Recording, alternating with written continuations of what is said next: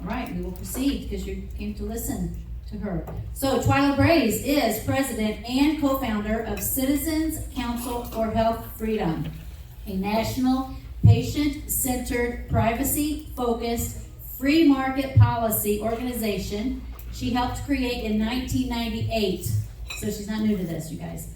To protect patient and doctor freedom. She is the author of the 8-time award-winning book, Big Brother in the Exam Room. Hold it up.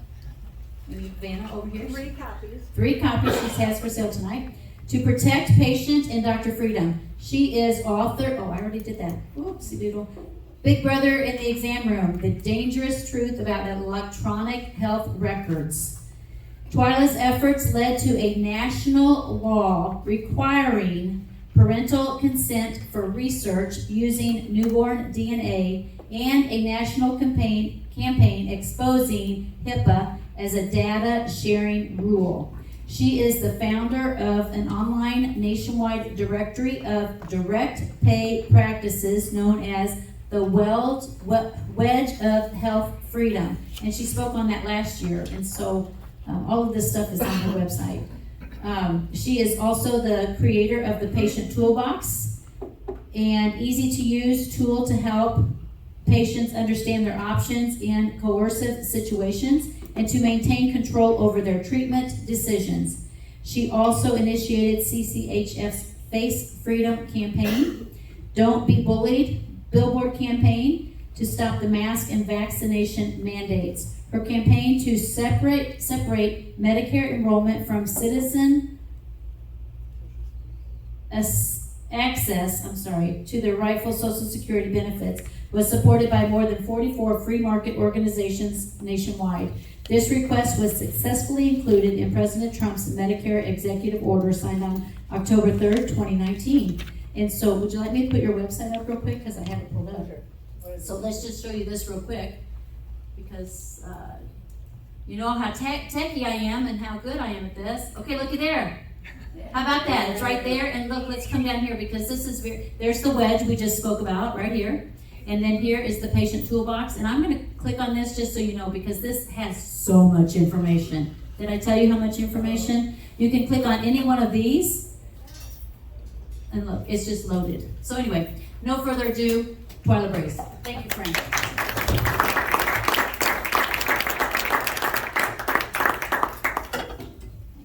Well, it's always lovely to come to Cape Girardeau and come to Missouri. And yesterday I actually visited the Gateway Arch because it has been 42 years since I was last there.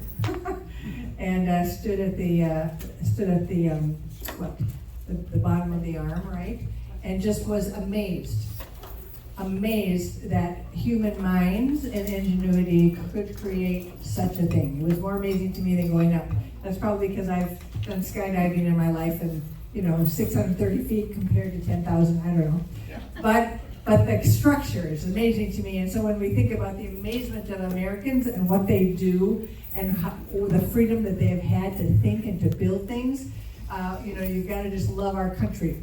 Yes. Now, when it comes to health care and health freedom, I'm going to start with this table, so be prepared while I say what I'm going to ask.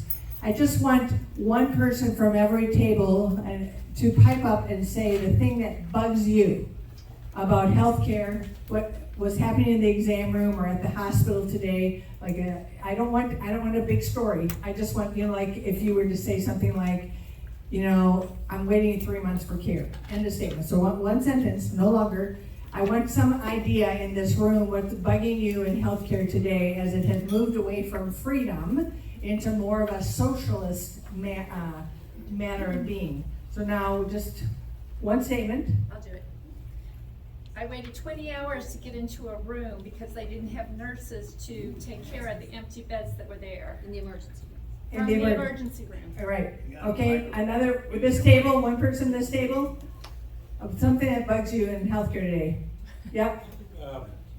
Healthcare has become more politics and all about the money and power instead of the patient. Okay, right. Next table.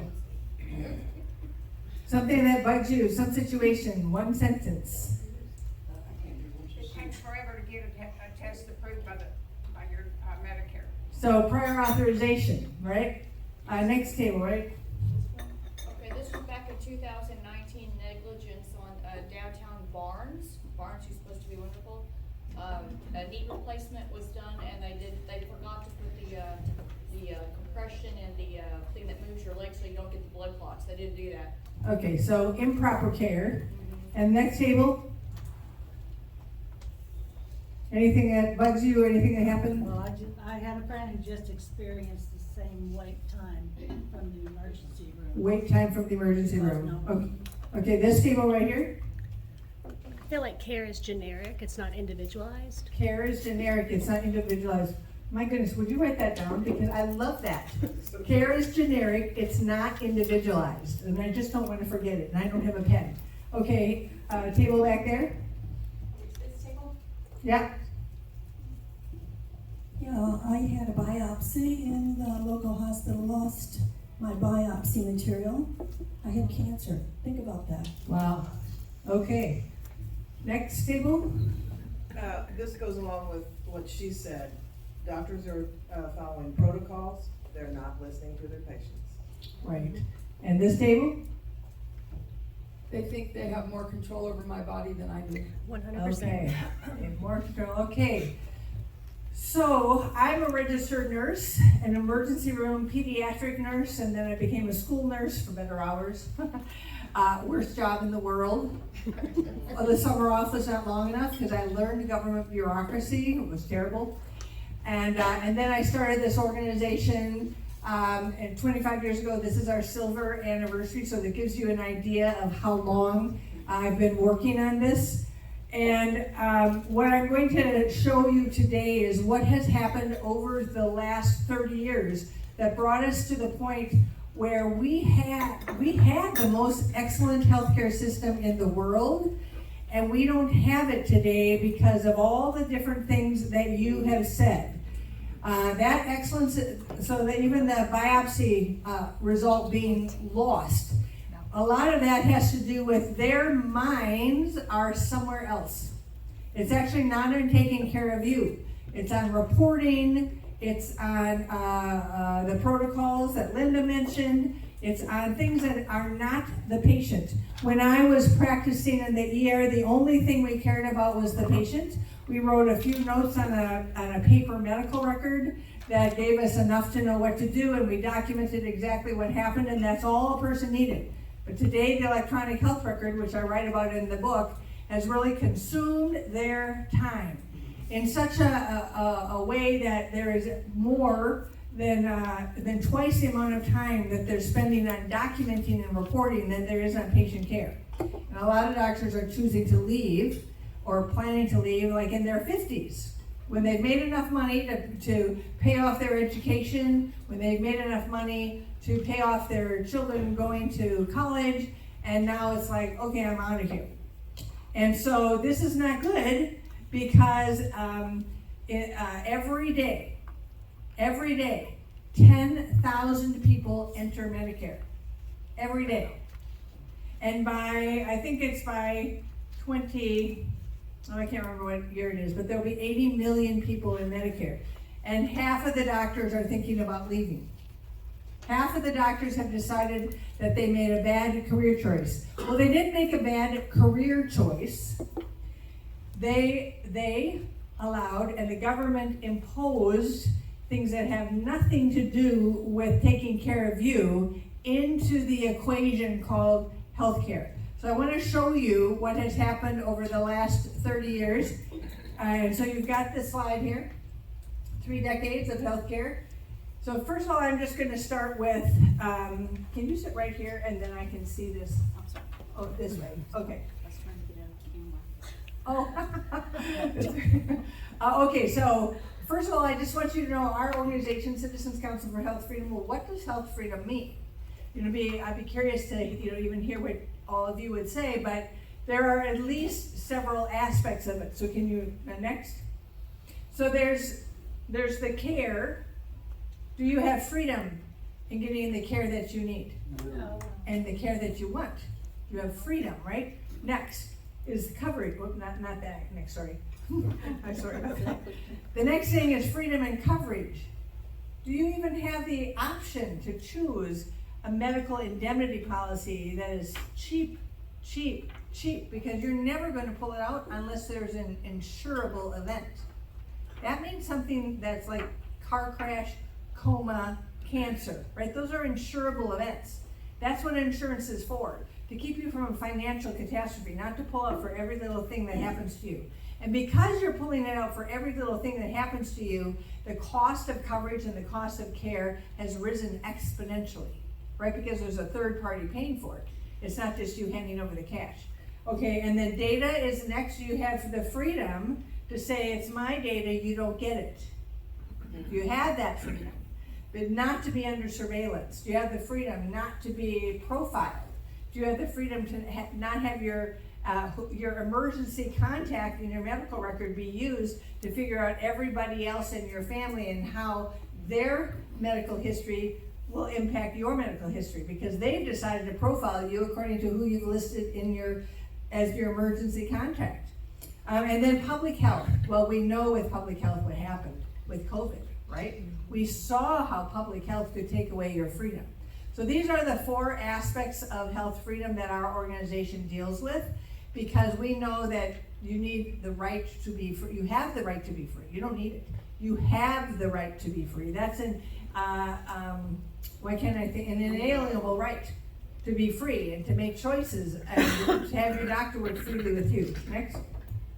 All right, so this is a blizzard of laws here, and you may or may not be able to read it, but this is to show you how freedom has been taken away little by little. And you notice that the first one is 1965.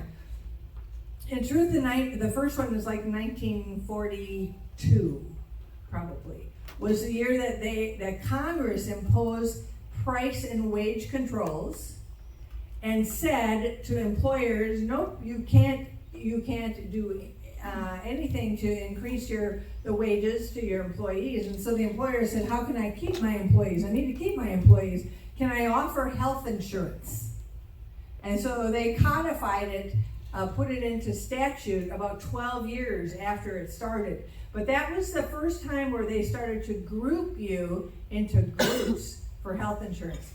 Before that, people had their own individual insurance, or they didn't have insurance at all, and they simply paid cash because they could, because the prices were cash-based.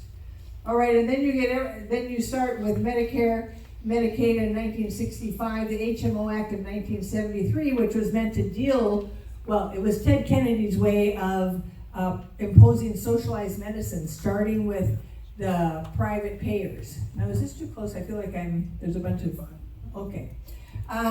And so I think that he thought, if I can create socialized medicine at the private level, by merging the payment and the delivery of healthcare expenses, that will get us to single payer.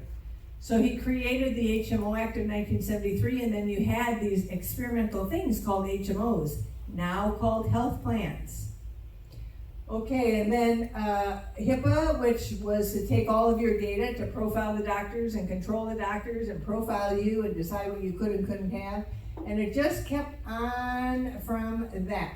High-Tech Act imposed the electronic health record. The Affordable Care Act imposed health plans for all, exactly what Ted Kennedy wanted.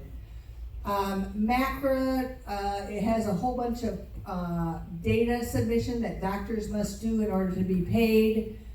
The CARES Act and American Rescue Plan have different money for a variety of things in there that empower the public health.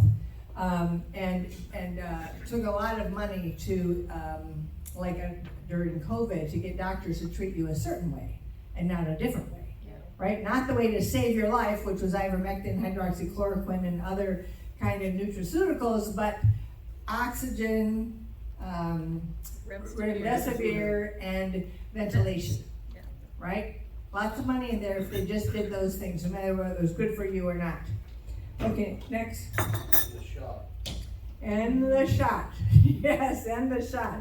Okay, so when you think about what do these different people want, who wants what, right? When you're wondering about why have we gotten to the point that we don't have health freedom, what's going on here in people's minds? Well, lawmakers simply want re-election, which also means that they want money from the people who will get them re-elected. And some of the very biggest donors to campaigns are pharma, the health plans, and the hospitals, and big business. So, you know, when they're looking at re-election, these people they want the corporate version of socialized medicine, which is what we have today. They don't want freedom. Regulators want power, healthcare practitioners want autonomy. A lot of healthcare practitioners, not all of them, they're very great healthcare practitioners. I mean, there are lots of great healthcare practitioners in all sorts of spheres, but some of them want autonomy and some of them just want great payment for doing whatever, for being compliant. Insurers want profit. The data industry wants the patient data without the consent because it's a boatload of money. United Health Group, the largest health plan in the world, and certainly in the country. They have a data division. It's called Optum Insights. In 2017, Optum Insights revenue for doing just healthcare data stuff was $8.1 billion. This is a huge source of profit for them and others who want our data. Patients want affordable, personalized care, and voters also want affordable, personalized care. Some of them want single payer, but no matter what, they want it to be affordable and they want it to be personalized. They don't want anybody rationing their care. Next. Ultimately, it's about control, and it's not about care, it's not about coverage, it's about control, and everybody wants control, power, or profit. But the healthcare system was built for the patient. So if we don't have a patient, why do we have a healthcare system? Why do we have a doctor? So if it doesn't work for the patient, then it doesn't work. It's not doing what it's meant to do. It's working for other purposes. And we say he who holds the data makes the rules, which is why we want the data to be held by you. It's also why we want the dollars to be held by you. Because, you know, he who pays the piper picks the tube, right? It's about payment. Next. So a lot of the reason why we spent a lot of time on privacy and why you should understand that the removal of privacy across the healthcare sphere is what has led us to not have freedom in the exam room. So the flyer for this event was bringing back freedom to the exam room. But you can't have freedom if you have outsiders who have access to all the data, are tying the hands of the doctors, are paying less if you don't comply. And so that includes the government, that includes the health plans, that includes the hospital systems, who put the protocols on the computer and say, follow this, and this is all you can follow, because it's an electronic health record. You have a menu, you go run down the menu and see what you can pick. But if what is best for the patient is not pickable, right, then either you've got to pick something else, or you've got to make an appeal to the hospital for the patient. Now, the doctor should never be in the place of having to appeal to a corporation to decide how to treat you, because the corporation doesn't have a medical degree. Only the doctor has a medical degree. So this is an unsafe thing for you as a patient. So privacy protects your power. It protects the doctor's power, and if you don't have it, the outsiders have the power. So no privacy, no freedom, no privacy, then that leads to outside controls, no privacy. That also means government surveillance. Next. Now, I doubt that people in this room, many of you, having heard me twice, some of you, believe that HIPAA protects privacy. HIPAA does not protect privacy. So it doesn't matter what anybody tells you. It doesn't matter what you think.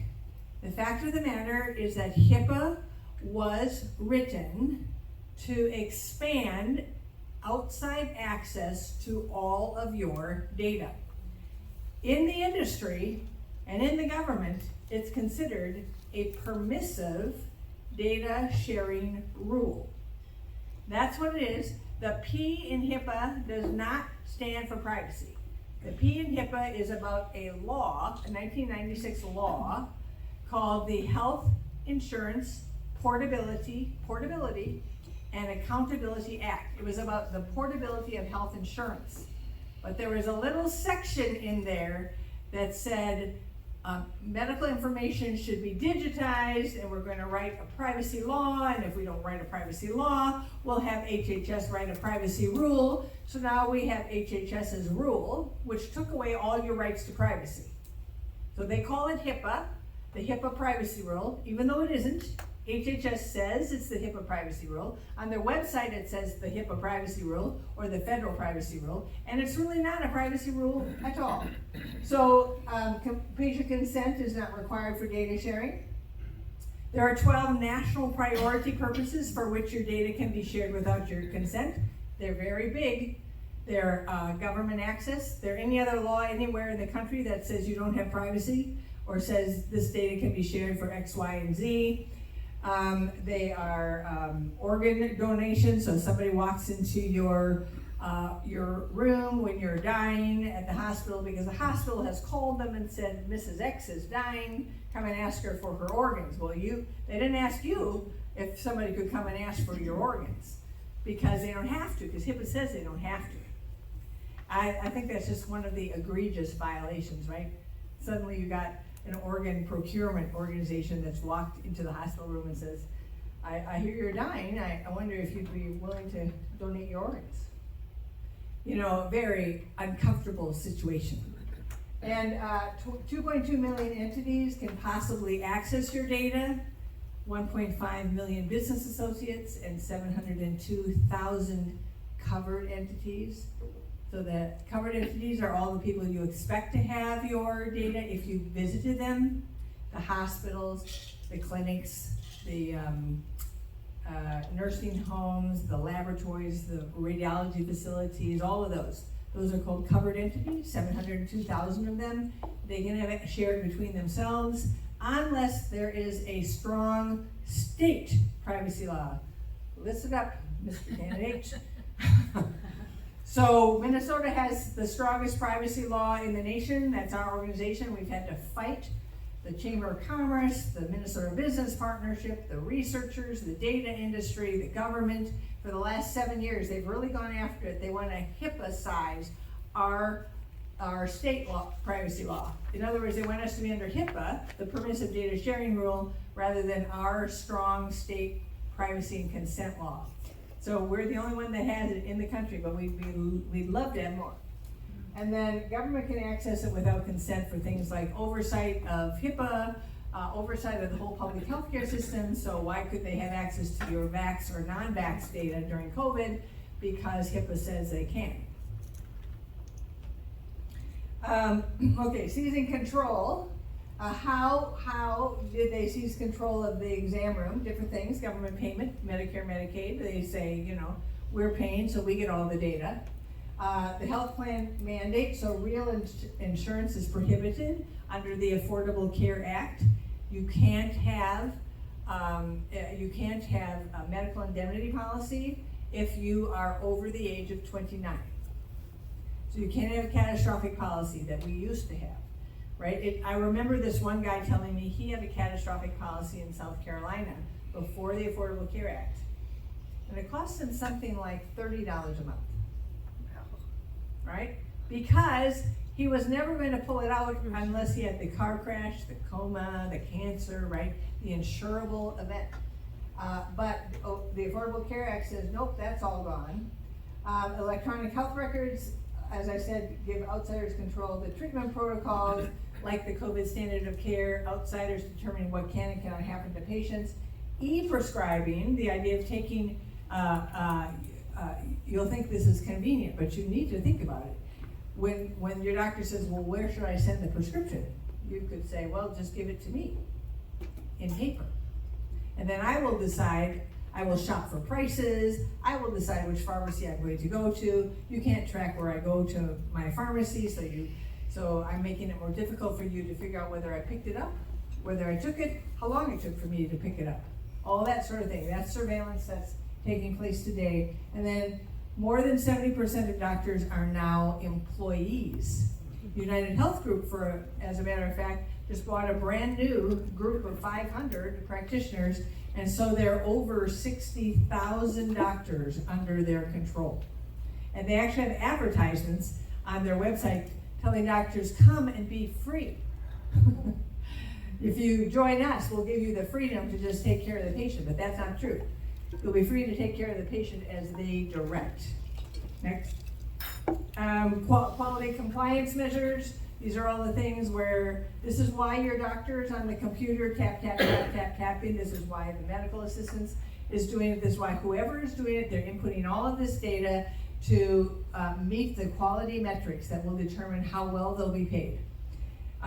Physicians are being replaced by non-physicians. In Tennessee, NPR actually did a story about Tennessee hospitals putting nurse practitioners in charge of the ER.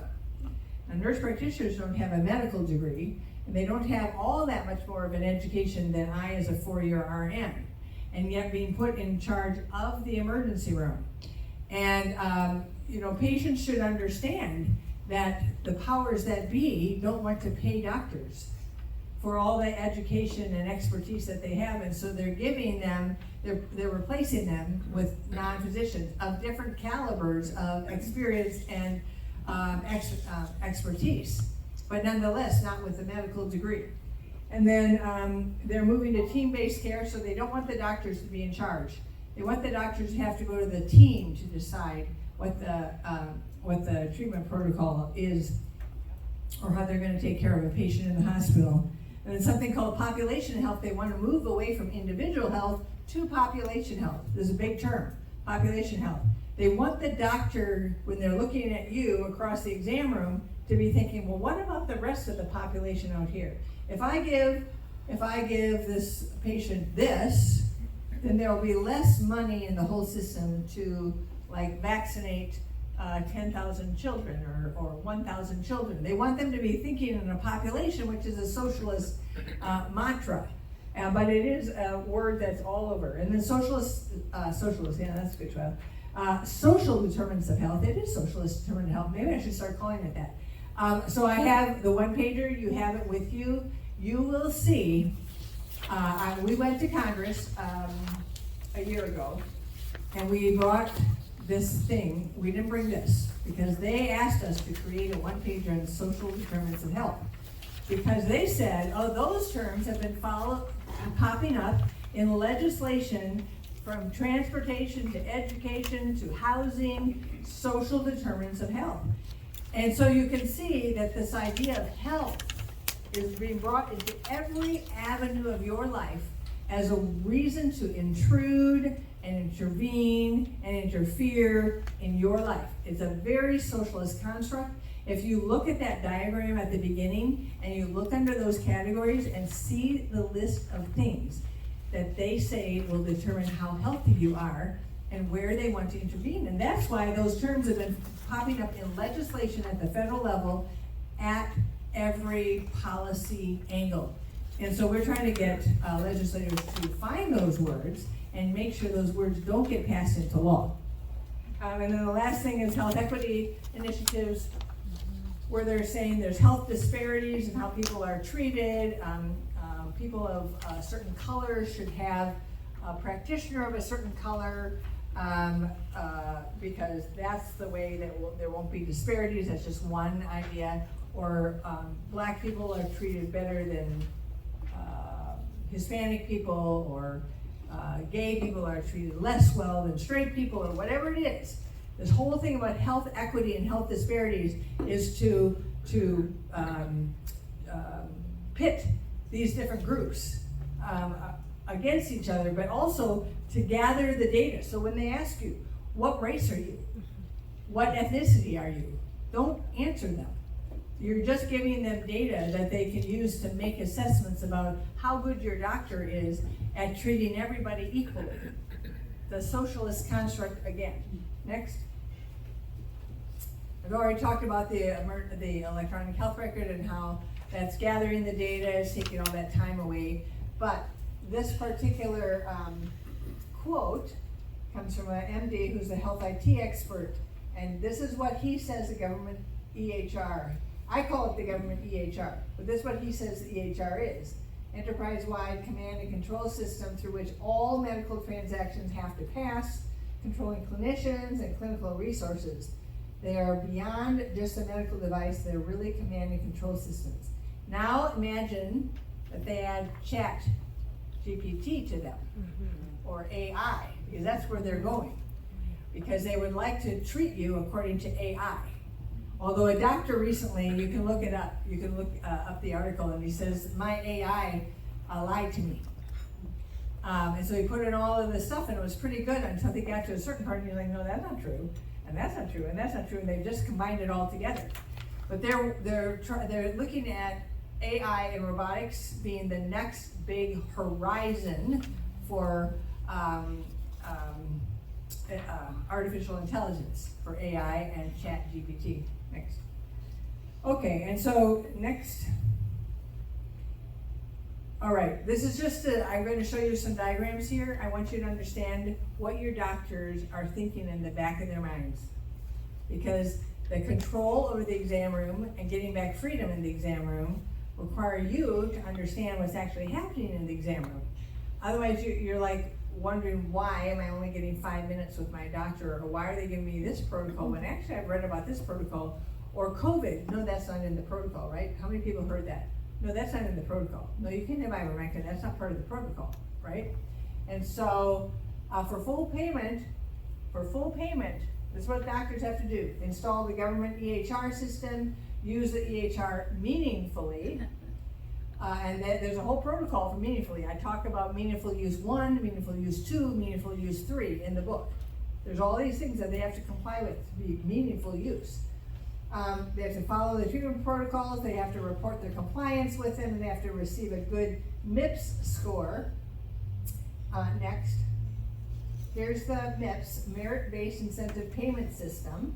These are the 4 things doctors are judged on from outside. So whatever you have to say about your doctor doesn't mean as much to them as right here. Because this is going to determine how well they're paid. The quality of their care according to all the data they're reporting. Did they use something that was cheaper rather than something that's more expensive? Did they do these improvement activities, which are what outsiders want them to do, not necessarily real improvement activities? And advancing care information is all about using the electronic health record and reporting the data that the government wants to be reported. This is a government, this is from a government report. I didn't create this. This is from CMS, the Centers for Medicare and Medicaid Services. Next. And then here, advancing care information. Remember I said that's about using the EHR, reporting the data? This is the scoring system. And they're scored every year. And they're scored every quarter. They're sending in data quarterly to get to a score in hopes of being fully paid. So 50% of this particular score is the base score, then there's the performance score, then there's the bonus score, and then the final score. So this is what they're thinking of. This is what their big clinics, that have tons of doctors in. There's peer pressure amongst the doctors that all the other doctors need to be compliant so they can be fully paid. Okay, next. All right, now let's just talk about what the government is doing to get into all of that. By the way, those pictures are in the book. What the government is doing, this is right from the, let's see, where was this from? Fierce Healthcare, talking about the CDC. And what the CDC is doing is focusing on efforts to improve data collection capabilities by accessing information buried in the EHRs, electronic health records, and utilizing cloud-based applications. So they'll love the idea that all the data is headed towards the cloud. And by the cloud, I mean server farms and big buildings, right? Big, huge computer systems. And they send all of your data there, and then the CDC is like, okay, we're going to tap into it now. We're going to find all that data, we're going to analyze it, we're going to come out with reports, and we're going to push this whole system to a socialized medicine system. Next. Okay, so here is the system that they're building, a national medical records system called the eHealth Exchange. It's got the last time was 40, but then I think I went in there and I saw that there were more that had gone in there. And this is like the Center for Medicaid Services, Social Security Administration, Veterans, Indian Health Service, the CDC, Department of Defense, National, I can't remember what that one's called, Cancer Institute, I think, National Cancer Institute. So all of these nodes, and the federal government gives all of these, and the private health plans and hospitals that are on here. If you look up, so this is the Nationwide Health Information Network. This is what it used to be called. It's now called the eHealth Exchange. And if you look up eHealth Exchange, look at eHealth Exchange, I think it's .com, eHealthExchange.com, and you will find out whether your doctor, your clinic, your hospital system is on here. This is a nationwide sharing network of your medical records. Next. And in August of last year, the feds joined the eHealth Exchange, so that they too are sharing the data. Next. My book, which would help you to understand more about this. Next. Okay, so freedom. Now, for those of you who have, you've listened to this and it's like, oh my goodness, can we possibly get back to freedom in the exam room? But you know, the fact of the matter is, freedom in the exam room is not all that hard to get to. So if you look at the healthcare system today, you think complexity, how do you even understand my insurance? It takes so long to get something paid for. I don't understand the EOB statements, the explanation of benefits, and there's all these codes, and there's all these this and that. The fact of the matter is, freedom has to do with cash. And freedom has to do with your personal control. So what's one of the really expensive things that you buy now? Really expensive things that you buy now. Let's just name something. MRI? Okay, go outside of the healthcare system. Car. A car. How about something else? House. A house. Home, right. Okay, it's a lot of money, right? But you kind of understand it. I realize there's some paperwork, so it's working with the realtors, right? But it's not the healthcare system. And why is that? Because for the most part, yes, I know there's Fannie and Freddie and all that kind of business, right? But for the most part, this is your money. You determine the amount of money. You will get a loan at the bank. It's still your money. It's your money, your money, your money. And you're making decisions about it. And nobody's telling you what kind of home you can or cannot purchase, what you can put in your home, what kind of windows you have to have for your home, whether or not you have to have solar panels. Nobody's doing that because it's your home. But the reason that this is all being done is because third parties are paying the bill, everywhere from the government to the employer, and then the insurer and the health plan. And I don't really call health plans insurers, just FYI. They're the corporate version of socialized medicine, but a real insurance company. So what you need to understand is getting back to freedom in the exam room is as simple as cash, and like the wedge of health freedom, and which I have talked about before. The wedge is growing, but we're going to go further. We're going to go towards a parallel system of health freedom. So we're calling it the new framework for health freedom. Next, yep. Oop, yeah. Right, a parallel system. So what did the homeschoolers do? They built a parallel system. Not without contention, not without lawsuits, but they built it. And so a parallel system that's cash-based, transparent pricing, patient-centered, privacy-protected, clinics, pharmacies, labs, radiology, surgery centers, hospitals, and more. So just imagine a cash-based hospital. Probably almost can't. But the doctors that were kicked out of their hospitals are imagining them. And the first person I ever heard talk and say, you need to pay a hospital just like you pay your attorney, was, and your attorney, you don't even have insurance for an attorney, right? But you can have insurance for a cash-based hospital. And the insurance pays you cash, and then you pay your hospital. That's the kind of insurance, which is the indemnity policies that pays you for insurable events. That's the kind of insurance we used to have. Real insurance, paying you the patient. Who in this room remembers what it was like to have the insurance company pay you? Yeah, a few of you do. Most people, and most young people, certainly don't even understand the concept. But the fact of the matter is, there are doctors planning on hospitals, cash-based hospitals. And so with the wedge, we want to grow the wedge. You go next. We want to grow the wedge into what is something even bigger than it is today. So we are working on growing the wedge in the last 4 weeks, probably added 30 different practices to the wedge all around the country, all cash-based. The doctors who are tired of the whole system that I just talked to you about, they're thinking of how do I get out? And if I get out, can I still be a doctor or do I have to be something else? We want them to be doctors, keep all of their expertise to help you and at an affordable price. So the wedge is called the wedge because initially it was invisible. We want to build it and make it really visible, this kind of cash-based practice in the future. We believe this is where all healthcare should be.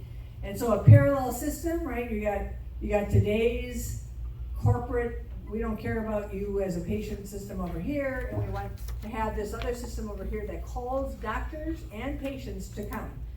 And then we're working with states and the federal government trying to bring back real insurance, which will help. Now this state, Missouri, I don't believe has the Farm Bureau Health Plan.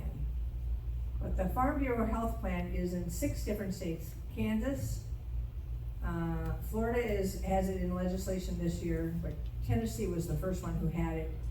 And several other states, Iowa, and I'm forgetting 2 of the states. Anyway, it's closer to indemnity insurance and it's not under the Affordable Care Act. It specifically says in law, this is not health insurance. Now, it absolutely functions like health insurance, but it's not. It's less expensive and it has more control for you and the doctor. And so we need to move in that direction. Next.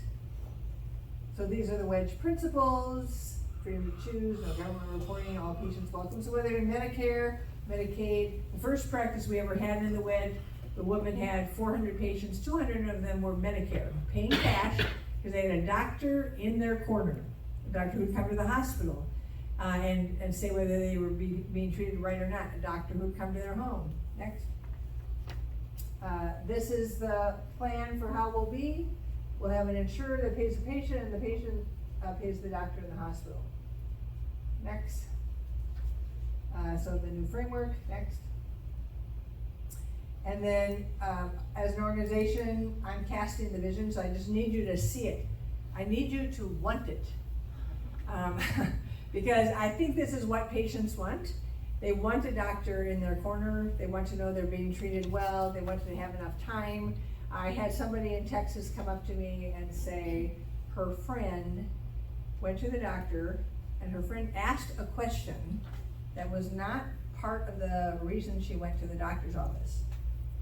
So the clinic sent her a bill to pay for the entire visit because the insurance company said you asked for something and caused more time for this other thing, which was not part of the visit, and so now we are not going to cover it.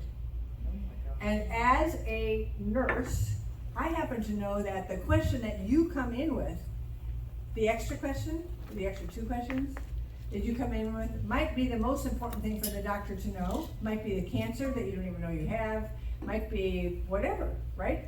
You should be free to talk to the doctor about whatever is on your mind, not be limited.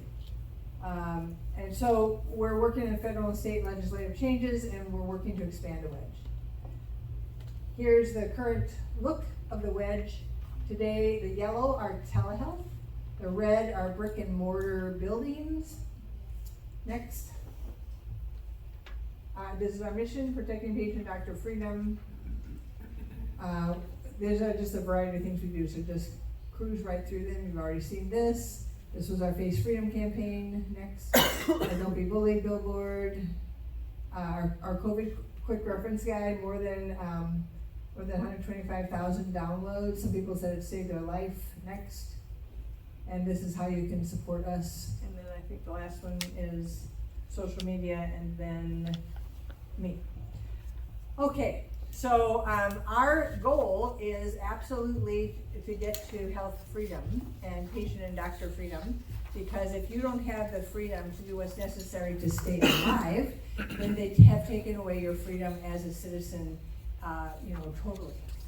So, thank you so much for your time and attention. Now I look forward to your questions. If we have time. I have two of them really quick. I looked up the Farm Bureau health plan while you were talking. Is that an old kind of health plan, been in existence for a while, or are they doing something new? Tennessee started theirs about 30 years ago, but nobody else did for a long time. And then I think Iowa maybe did it like maybe 2 years ago or so. Okay. And so there are different states, and Florida has it in their legislature now, considering moving that forward. Also ICD codes. Yeah. Whenever I go to the doctor, the tech, the nurses, they're scrambling to find an appropriate ICD code, and it doesn't give me confidence that they know what the heck they're doing. How does that reflect on billing or data or? So the ICD codes are International Classification of Diseases. And so they have to try and find one because they will not get paid if they do not have an ICD code. And so where it used to be they could just write down appendicitis, now they have to find the right kind of appendicitis. Appendicitis with rupture, appendicitis with inflammation, appendicitis with whatever. They have to find the right one and put it in or they won't be paid appropriately.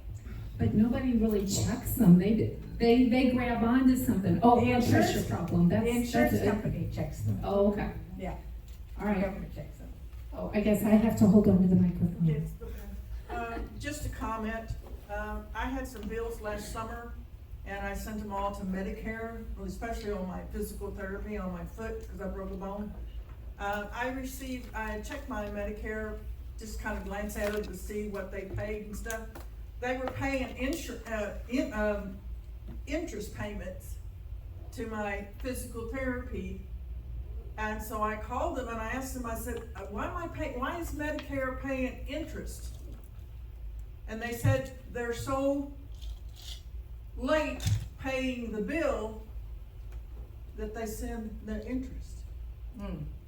Yeah, it's interesting because So much, it's so much, it wasn't more, it wasn't more than $3, but I'd never seen it before. yeah, They're paying interest because they don't pay the bill on time, yeah. so. And so Just for information. are you in original Medicare or a Medicare Advantage plan? No, I'm original Medicare. Yeah.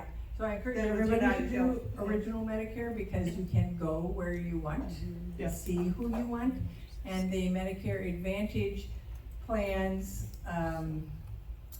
So it was 2018 and 2022 when the HHS Office of Inspector General found. So think about, just grab these statistics in your mind, that of the people who were denied, and then doctors or patients would appeal, right? So the denials, of the appeals, the health plan overturned 75% of the appeals. But they made the patients go through the whole appeal process, right? Some of them, didn't. But here's the statistic that's shocking. Of all of the denials, only 1% of the patients appealed. So 99% of the patients did not appeal the denials. So the Office of Inspector General said the likelihood is that a lot of patients are missing medically necessary care. This is very handy for the health plans. United Health Group, Cigna, Kaiser, whomever has the Medicare Advantage plan, because then they keep the money. They not only keep the money and earn interest of it during the appeals process, but for 99%, they just never gave the care. They never gave the care. And if you look at Medicare Advantage and how they talk to their business partners, they will say that they don't call it this, but their cash cow is Medicare Advantage and Medicaid managed care. These are the ones where they get per member, per month payment from the government, and then they have the power to deny access to care. So they get a regular monthly payment for every person in Medicare Advantage and every person in managed care Medicaid, but they have the authority to deny access to care. So this is where they get a lot of their money. Next. I'll do it. Medicare Advantage, I looked into that, I asked about it. To me, I understand it, you get more money back on your Social Security. And when you go to the doctor, you have to pay the doctor, is what I understood. So I kept what I had. And I had all my bills paid last year when I hurt my foot. So I don't know So, about but paying. I think if I'd have took Medicare Advantage, I'd have been paying part of that. So I'm gonna stay away from Medicare Advantage. Yeah. So, do you have a choice in that? Yep, you do. Yeah, you do. Yep, you do. Yeah.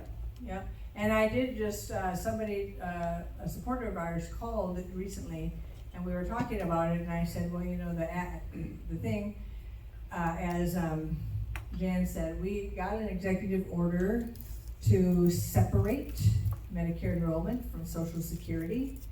That's something that the Clintons did, was put them together, but unfortunately, we never got the rule written because COVID intervened. And so, and then Trump was not reelected. Or we would have had a rule that separated the two, so that you could choose to not enroll in Medicare and get your Social Security benefits. And there were lawsuits of people who would prefer to keep their private insurance, and rather than have Medicare, because it was much better coverage. And they didn't want to go through all the Medicare hoops before the second insurance would pay. And if they were dying or really, really sick, they just wanted to get the best care right away, right? And so we never got the rule in place, and if Trump gets reelected, we'll go after it right away with the people that we got it with, and it will be easier to get it the next time. It took us 3 years to get that rule once we started, and meeting after meeting after meeting after meeting until we got White House counsel, who finally said, oh yeah, we can do this. And then it took about another 8 months before we actually got the executive order. Thank you. But anyway, so you do have a choice about Medicare, but if you, today, because we don't have that rule in place, you have to have Medicare Part A, hospitalization, which is the free one, in order to get your Social Security benefits. But that means you have to take everything hospitalization-wise through Medicare. But you don't have to pick Medicare Part B, and you don't have to pick D, and I said, you know, if you're in health sharing, you could possibly use health sharing as your B, and rather than Medicare Part B. And then you will not have anything taken out of your Social Security benefits. You will just have to pay your health sharing share. Explain health sharing. So health sharing, there are 4 major health sharing organizations. One of them works what I consider is how health sharing should work, my own bias. But there's Samaritan Ministries, MediShare, Christian Healthcare Ministries, and Liberty. Those are the top 4. There are some other ones. There's Zion, which is particularly for Jewish, but they might take other people too, but that was created for Jewish. And there's another one that's created particularly for Catholic, which is right under Samaritan Ministries. It's within Samaritan Ministries, the Catholic version. You have to profess faith in order to have a health sharing ministry, and it's like what? It's like I had a term here, cooperative. It's like a cooperative where you share each other's expenses. And in Samaritan, which is what I really like, every month you don't send your money into Samaritan. You send it to the family that they tell you to. And so these families get these notes and these checks to pay all of their bills. And so a Samaritan says you don't have to have Medicare. And most of them say you have to have Medicare. And this is how we got the executive order, because Samaritan says you have to have Medicare. But if you don't take Medicare, you can't get your Social Security. So it's forcing all sorts of people out of Samaritan Ministries in order to get their Social Security. And it's not necessary, so. Anybody else? So what you're saying is, I'm sorry. Wait your turn. So if I go to the doctor's office and they have a HIPAA form, I just don't sign it, what's gonna happen? Okay, good question, and then it's gonna come to you in one of probably 5 versions. So, the first version, which isn't often anymore, is just an absolute HIPAA form. That's all it is. And what it says is, I acknowledge, I have received, read, or understood the notice of privacy practices. That's what's required by law, is that they give you that form and ask you to sign it. But then they started incorporating it into consent forms that have like consent for treatment, consent to be billed, and a plethora of other things. And then in there is, I acknowledge that I have read, received, or understood the notice of privacy practices. And different clinics will say different words. Some will say read, some will say received, some will say understood. And so in that, so the first one, you don't have to sign it. It's just its own separate form. The second one, you can cross that out. And you don't even have to, you could date it, you don't have to, but you can just cross it out. The others are going to be electronic. No, there's one more paper one. They'll give you the notice of privacy practices, which is really a notice of disclosure practices, and it'll have a signature line at the bottom. So you're actually acknowledging in that one that you understand you have no privacy. You can actually see how you don't have privacy, because you're now looking at the notice of disclosure practices, called the notice of privacy practices, and you can see all the ways they're going to share your data without your consent. And they're going to ask you to just sign that, and that gives them a more ironclad acknowledgement from you that they can share it all those ways. Now, whether you sign or whether you don't sign, they can still share it. This is why you don't have to sign, because legally you're not required to sign. Legally, what they're trying to get to you to do is participate in this massive deception that this has anything to do with consent for sharing your data. Okay, the last two will come in a tablet, an electronic tablet, like an iPad. This is more difficult. How many of you have signed an iPad? Or refused. Or refused. So you get thing after thing after thing, right? It's one little thing and it keeps sliding over, and then it's like, I don't want to answer that. And that could be something like, how much alcohol do you use? But it could also be, I've received the notice of privacy practices. And so then you take it up to the front desk and you say, you know what, I know I don't have to sign that HIPAA form and I'm not going to, and so give me a paper copy. And there's some other things in there I don't want to sign either, so give me the paper copy. Well, we're not supposed to give you a paper copy. I know, but I need a paper copy because I'm not going to do this. Well, but if you don't do that, you won't be able to register. I know. So give me the paper copy so I can register. And then some of them will say, we're just not going to do that. Then you ask for the manager. Give me the manager. Now, only one time in all my refusals have I had to leave the clinic. I'm just like, I don't need this enough. I'm not dying. I don't have cancer. I don't need a treatment. I don't need this, right? I'm leaving. And the other time is where they give you that little tiny pad. Yes. And they say, just sign there. Yes. It's a HIPAA form. Yes. Said who? You? Yeah. Why would I ever sign something where I can't actually see it, right? And so then you refuse that, and you can ask for the form, and then you can say, yeah, I'm not going to sign that. I never signed the HIPAA form. So have it in your mind what you're going to say. I never signed the HIPAA form. Now, we have little HIPAA cards. I didn't bring them with me because there's only so much stuff I wanted to carry. But you can contact our office, and then we revise the little HIPAA cards, and you can hand one to the clinic. You can take copies of it and hand it off to the clinic. The fact of the matter is, HHS itself says you are not required to sign the form. They are required to write down that you have refused and date it and sign it. You don't have to sign that you refused. You just do not have to place your pen on anything. They don't know it. And their attorneys have told them we might be fined for a HIPAA violation if we don't get signatures. And it's not true. But you said that they still give the information anyway? Yep, they do. And so you are participating in a ruse. And most of them believe the ruse themselves because the attorneys have said that, but it's not true. So that's why, like, we just had a full campaign in April called Exposing HIPAA, the Deliberate Deception. We had videos, we had a man on the street video at the Minnesota State Fair where we asked people, what does HIPAA mean to you? And then we told them, and then they're like, well, then why am I I signing that form? Because you've been told to, right? But if you look at that, whatever it is, there's nothing about consent in there.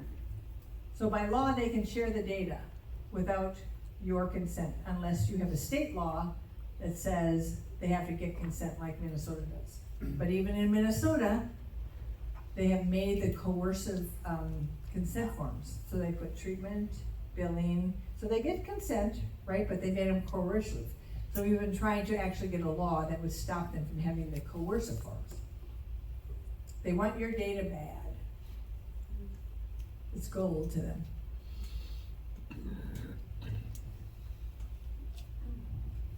So recently I found out by asking to see what I'm signing, you know, because they have you sign, they tell you one thing, but Yep. anyways, I found out that the laminated copies were not updated to what they printed out and gave me. And it was kind of funny because actually the person behind the counter caught it before I did. And anyways, I exposed that at one of the local hospitals, that the laminated copies were not updated to what they printed out for me. Yeah, so you're being improperly informed or insufficiently informed. Yeah. If where you get your health care, you've already signed the HIPAA form, does that stay with you forever, or do you have to go in and say, I wanna unsign? Usually it is once a year, or if you haven't been in for a long time, they'll do another one. As I said, whether you sign it or you don't sign it, they can share the data. So there's no reason for you to retract your signature, just don't sign it again. Okay, thank you. Yeah. You just do not want to participate in the perpetuation of this deception. So if you're of a age where you can have Medicare. Yeah. But you're still working, you have insurance from your company, can you drop that and go to one of these other, like Samaritan or some others? And right now, because I'm working still, I don't have to pay any taxes on Social Security. Well, I will, but I don't have any health care taxes involved with it. So I will not claim myself to be a Medicare expert. And there is a little piece of that I've been wanting to look into, because somebody said that if your company is 50 or more employees, you do not have to sign up for Medicare if you're working and you're getting insurance through them. So that's a little thing I don't know. Well, I have the Medicare card, but they're not taking anything out from Medicare because I have insurance. Well, the real question is whether you signed up for Medicare Part B. Because No. Medicare Part A, they won't take anything out. Yeah. So you got the Medicare Part A card, and you may, or if you haven't signed up for B, they won't take anything out till you do. But I think the price of it goes up, is it every month that you don't sign up? Or every 6 months or something? And so you have to make a decision about Medicare Part B, but it is possible that you could use Health Sharing Organization as your B, without being a B. But that's only if you don't have insurance. As long as you have insurance. That's correct. I was just thinking if I want to drop my But if you insurance. don't take B, after you don't have insurance, then they, like you said, they raise the rates. Yeah. Yeah, That's for right. example, That's if I right. really want to retire, then can I go with Samaritan first? Samaritan Actually, want to Ministries. retire. He's Samaritan old. Ministries. He's 70 and he's still working. Oh, good for you. There's no age limit at Samaritan Ministries.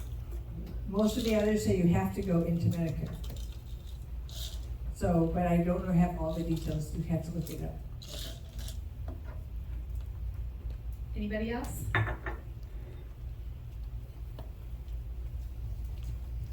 I work in the healthcare, and the MIPS is very deceiving, very complicated, and they actually go back. So if we don't qualify for this year, the next 4 years they will dock our pay on what we submit.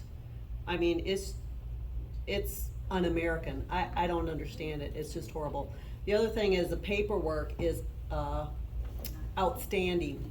When you go to Premier and be a patient and you complain about the paperwork, it's not our stuff, it's the Medicare requirements, and then all the other insurances follow that.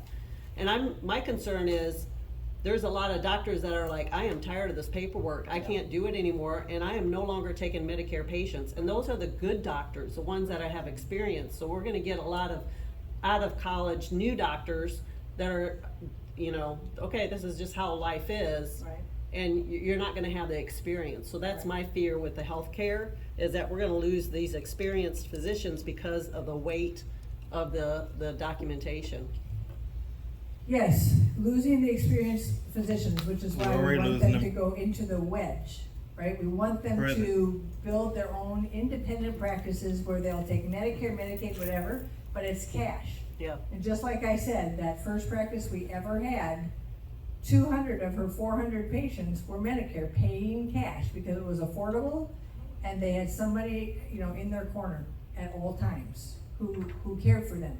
And the reason she became a cash-based physician was because she couldn't sleep at night in the situation, because she knew she should be taking care of them differently. Yes. Right? And so we don't want to lose all these good doctors. We want them to be part of a parallel system and stay practicing. And people with Medicare just will have to pay cash. And that's why, of course, we want to open it up with, you know, disconnecting Social Security and Medicare. So, and then I believe if we disconnect Social Security and Medicare, we will start a brand new market for insurance. It's like, wow, people can go out of Medicare, great, let's see what we should offer them. Yeah. So a brand new free market. Yeah. You know, and then the young people who, of course, are looking at either Medicare as a rationing system or no Medicare at all, right, can look at getting a lifelong insurance policy that's a real policy, right? Yeah. Not a health plan. Hi, Twila. I was wanting to know, do you know, is Samaritan connected with like the Billy Graham ministries, like Samaritan Purse? No. Okay. It's its own entity, and Ted Pittenger, who started it in his chicken coop. And now I visited them. There's 2 large buildings. When I did a report on the different health sharing ministries in 2010, and Liberty was apparently around, but I didn't find it. But anyway, at that point there were 18,000 families in Samaritan, and now there's over 80,000 in Samaritan, and they share something like nearly $2 million of medical bills every month. That's wonderful. I was a little bit late getting here, so I apologize if I'm asking you to repeat something that you've said. I can't hear you. Okay, is that better? Yep. Apologize if I ask you to repeat something you've said. I was a few minutes late getting here. I am wondering a couple of things. So my understanding is that there really is nothing that we can do outside of legislative action at the state level in Missouri to prevent electronic health records from being shared. Is that a correct statement? I didn't check to see if Missouri has a state health information exchange, but I believe it does. It rings true in my brain that it does. And so if you have a law that set up the health information exchange, then most of the health plans, the hospitals and everyone is part of that. Now, whether they're part of the e-health exchange, that's another question. Like Mayo Clinic is, there's a ton of them that are, but you've got your own healthcare systems here, and they may or may not be in the nationwide one, but are probably all in the state one. And then so you would need a state law that would require your consent for sharing. Now, it's really important to think there's actually 2 types of versions of consent here when it comes to a health information exchange. One version is everybody can send it to the government exchange, and they have to get your consent before it goes anywhere else. That's not the preferred version. The preferred version is that nobody can send your data to the health information exchange without your consent. But different states, there are some states that have consent provisions, and those are the 2 variations. And is there a way that when a patient goes to a healthcare institution that uses electronic health records, for the patient to say, I do not want my records stored electronically, must or should or can the healthcare institution comply with the patient's request? It will probably not happen unless you have it in statute. They will just say, you came to our institution, this is our institution, if you wanna go somewhere else, go somewhere else. There's no requirement in law that I know of in any state that would say you get to store your data by paper. So when we get the cash-based hospitals, that'll be different. And the Surgery Center of Oklahoma, theirs is only paper medical records. I just really quickly like to mention, because there is an initiative at the federal level. The FDA is looking to gain access to millions of electronic health records that they say will be de-identified, but it will include not only what I would call structured data fields where you enter a response, but also clinical notes, unstructured data, anything that your doctor or nurse is putting in there as free text into the records. That is not data that can be de-identified. And so I just say that to say, I appreciate your speaking about this because it's a matter of real concern. So HIPAA has a de-identification standard. Actually, it's got two of them. One's called a limited data set, which is all the data except for 16 to 18 identifiers. So it's not really limited, right? They've limited it a little. And the HHS itself says even with that, the data can be lined up with other public databases and be re-identified. And there needs to be a data use agreement that they won't do that. But then you can see it's not actually, it is de-identified, if you, that's what you're gonna call it. It's not anonymized and it can be re-identified. And then the other de-identification standard in HIPAA says if you take these pieces of information off, it's now considered de-identified, and therefore you don't have to follow HIPAA at all.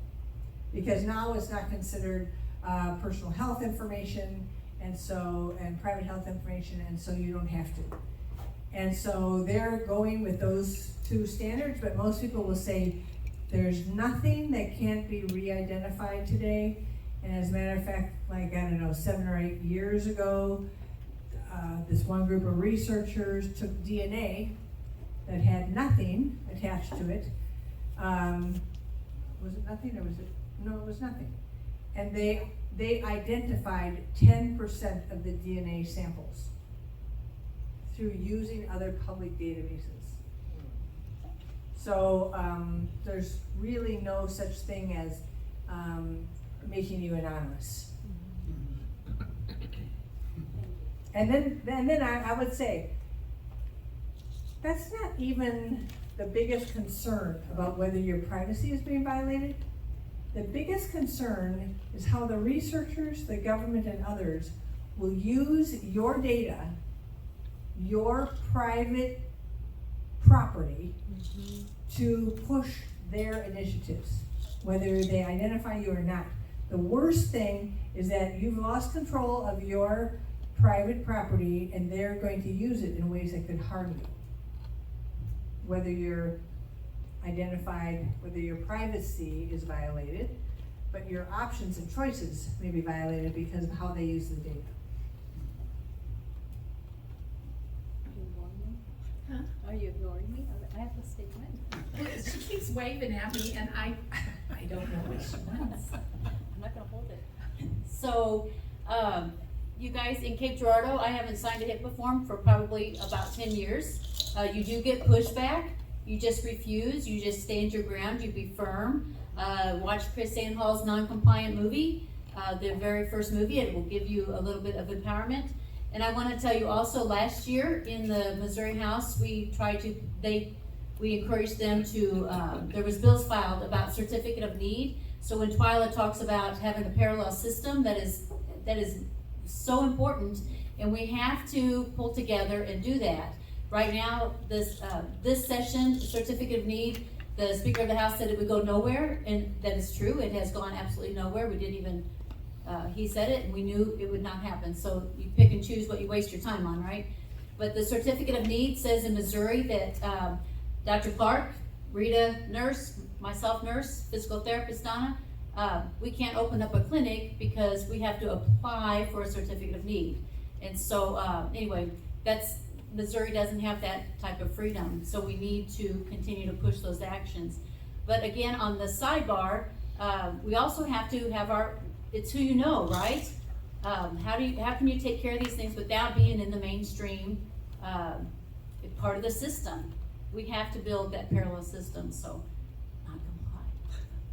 So I just thought of a prayer initiative for our prayer team. We need to be praying that some of these good doctors and good nurses, good therapists, good anesthetists, anesthesiologists, all to prick their conscience, to realize that they're participating in a system that's not good for their patients.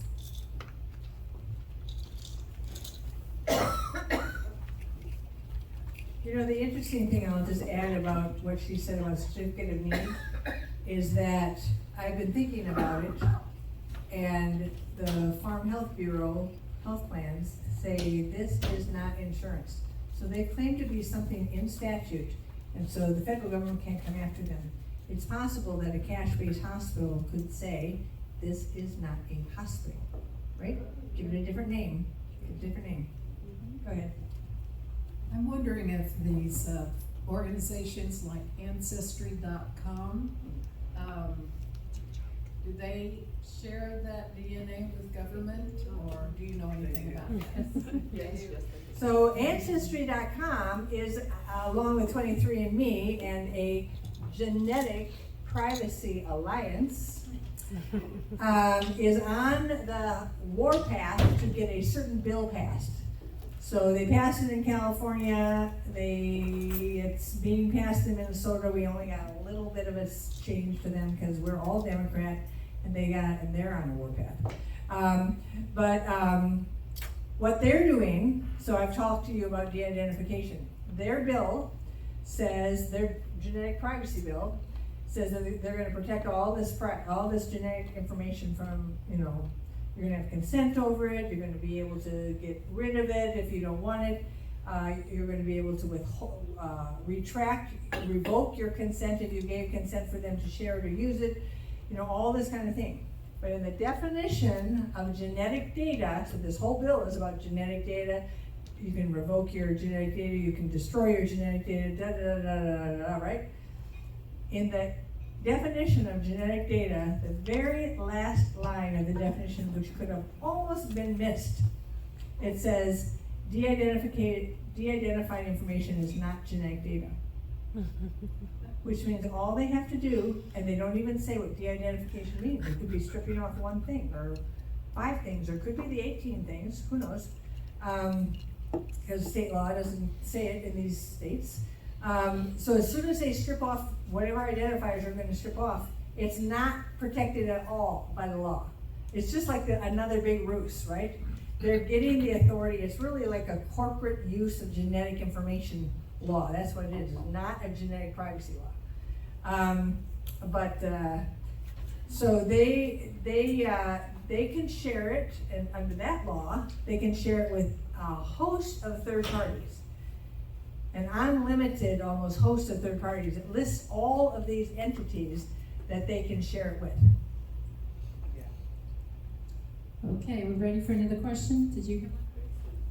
I just didn't like what you're talking about, but through the COVID deal, I lost probably my entire faith in doctors. And knowing that they were paid, to get people to take the shots, all these things. So you're talking about a parallel system. Is there a parallel system to find out if there were doctors that they didn't take it, they didn't do this, and there's, and so that we can, I don't know, trust them? Is there, I don't know, just a question. I think, and I can't remember how many doctors there are in Missouri on the wedge, There are other doctors who are practicing direct primary care or fee-for-service, and they just don't know about the wedge yet, so we don't have them on. And you could be able to find them. And I would call them up and just say, what was your policy about COVID? What kind of things did you require in your office? Did you ask people to take the shot? You know, whatever. You have to do your own investigation. But could you believe them? I mean, you know, they say. Well, you'll be left with whatever you're left. Yeah. Our organization is not doing full investigations of all these organizations. We have a position, and that position is we're trying to build the parallel system of doctors who want to be and nurse practitioners and others who want to be independent. They want freedom. And so just like in the rest of the market, you can find somebody who has freedom and independence in all sorts of businesses, right? And you don't agree with them, or you don't like what they're selling, or whatever, right? So we're not going to put that kind of criteria on these individuals. The criteria is freedom and independence. And you may not like what they're doing, but they are free to do whatever they want with you in concert. They're not following protocols. So our whole thing is about establishing a parallel system, and then you get to pick which doctors you like in it. Bruce, there was kind of an underground system here locally where we talked about each of our doctors and compared information, and so we probably came up with maybe two doctors in the whole county that treated early and effectively, and I know one for sure is not giving any COVID vax. I don't know about the other one. But I mean, if you need that kind of information, talk to us. Anybody else? So then I'll just say, I have 3 books, $25 a piece. I only have 3, and I really don't want to take them back to my luggage. But so this is an opportunity, and I'm happy to sign it if you'd like. So thank you.